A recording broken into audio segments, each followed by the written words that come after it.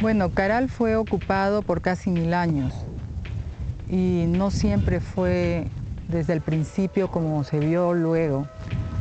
Empezó con construcciones que eran de cerca de 5 metros de altura, no eran piramidales y mayormente las viviendas eran de quincha. Pero conforme fueron ganando prestigio y teniendo mayor poder adquisitivo a través del comercio, porque su economía fue complementaria, pesca y agricultura, y como dije, en particular debido a la importancia que le dieron a la anchoveta seca.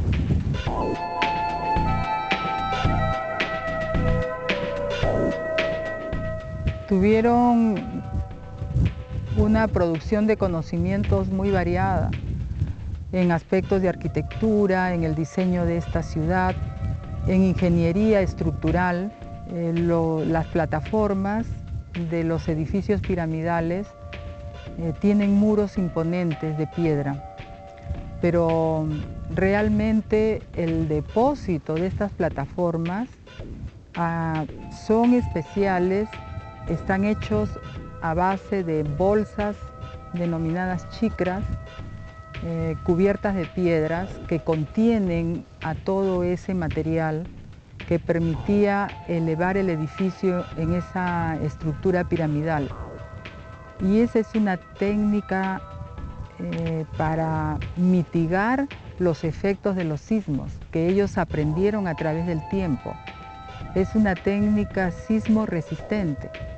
Entonces se nota en todas las construcciones que han habido especialistas, que no ha sido erigida por gente que no sabía, sino que empezaron de un modo y fueron corrigiendo a través del tiempo. Y de tal modo que al final estas paredes no son muros de contención, según explican los ingenieros estructurales que nos acompañan en esta investigación, sino que han sido más decorativas e imponentes, pero son las chicras las que están conteniendo la estructura misma.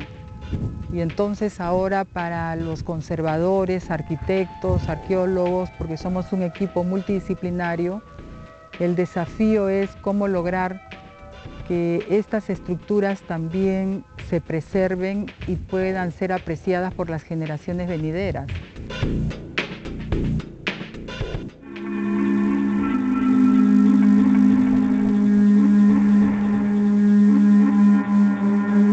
Para hacer un recuento, la China, India, Mesopotamia, que es ahora Irak, Egipto, Mesoamérica y los Andes, son los 6 grandes lugares en el mundo donde este fenómeno se produjo de manera prístina, se dice, ¿no es cierto?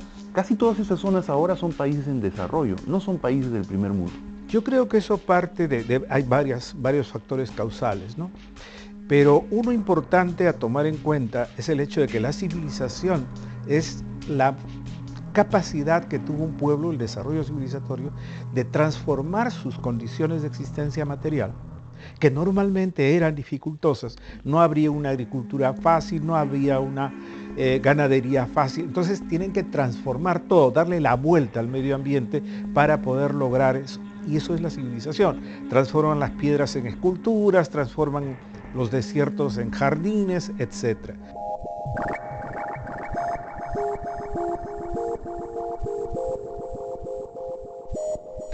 Esto es lo que hace de Mesopotamia, del Perú, de Mesoamérica, de China, los lugares en los cuales no solamente hay civilización como ciudades, sino una serie de transformaciones, tanto en el campo como en la ciudad, del medio ambiente en su conjunto.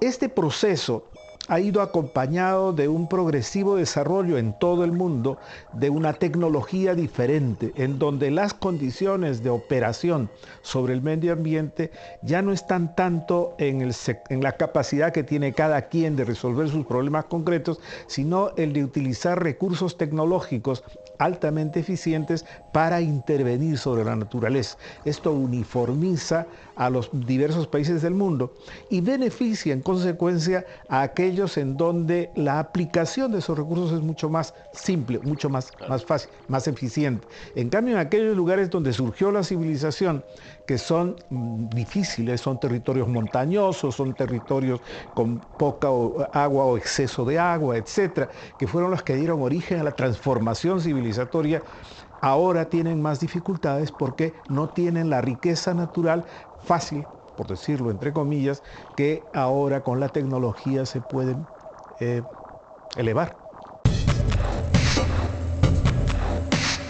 La religión era muy importante.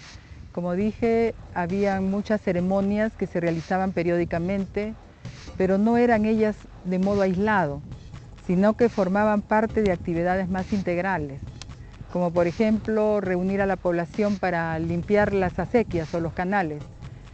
Se trabajaba en forma colectiva y luego seguramente estaban celebrando ya con ceremonias en las plazas circulares o en los campos abiertos, que eran plazas mayores, dependiendo de la concentración de gente a la que convocaban, y estaban haciendo ofrendas. Por ejemplo, en el anfiteatro se han encontrado los indicadores de esas ceremonias, los instrumentos musicales que eran en conjuntos, no eran instrumentos aislados. Hemos encontrado 32 flautas traversas, 38 cornetas y botellas de mates de los brindis que estarían haciendo las autoridades, ¿no? Entonces hay toda una ceremonia que formaba parte del sistema y que estaba coadyuvando a que la religión cumpliese ese rol de cohesionar y de organizar al colectivo social.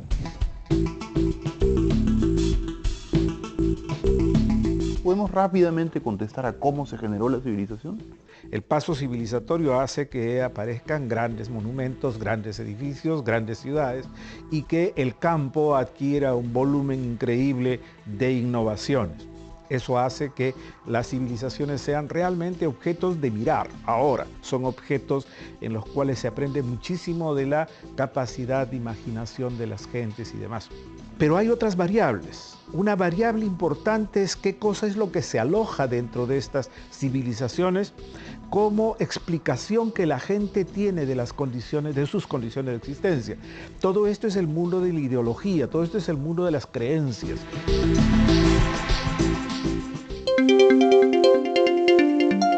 Es una sociedad muy pacífica, no se encuentran armas, no es amurallada, a diferencia de las sociedades occidentales, por ejemplo. No es la guerra una expresión que caracterice a esta sociedad en ese momento.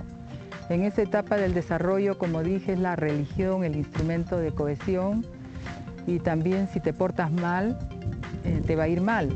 Y de eso queda todavía el nombre del valle, Supe, ¿no? Como Supay. Cumple con los dioses, cumple con los seres divinos, o si no vas a tener malas cosechas, no va a haber agua, vas a ser castigado. Es la religión lo importante, y por eso tampoco hay muchos sacrificios humanos, ¿no? Son muy pocos los que se encuentran y muy raros, y los que se han investigado hasta el momento, los pocos que se han encontrado, ni siquiera son del valle, son de la sierra.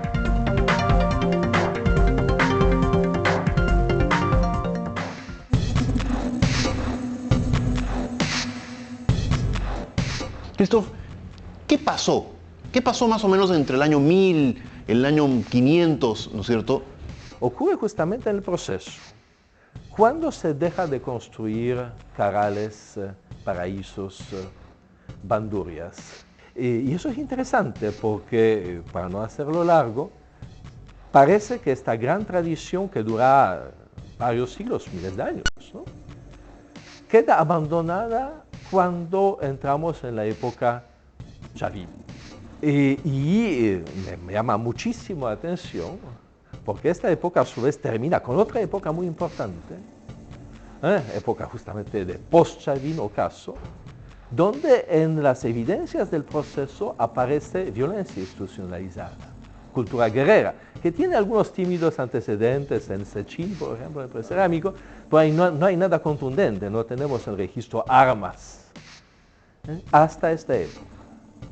Entonces, se deja de construir estas impresionantes templos y plazas cuando el nivel tecnológico da un salto. Se generaliza el uso de maíz, se generaliza la cría y uso de camélidos a lo largo de la Andina hasta Ecuador, incluyendo la costa. Entonces se forma todo este complejo tecnológico que es el soporte de lo que llamamos civilizaciones andinas, ¿no? de tiempos de contacto español, ¿no? Entonces hay otra contradicción. Dejemos de construir canales cuando, eso no digo yo, nos volvemos más civilizados. Porque uno podría preguntarse si es más civilizado este que ocupa sus ratos libres trayendo piedras para construir una plataforma o una plaza, o este que teje durante meses y meses, quizás años, el manto para el Dios o para el Señor.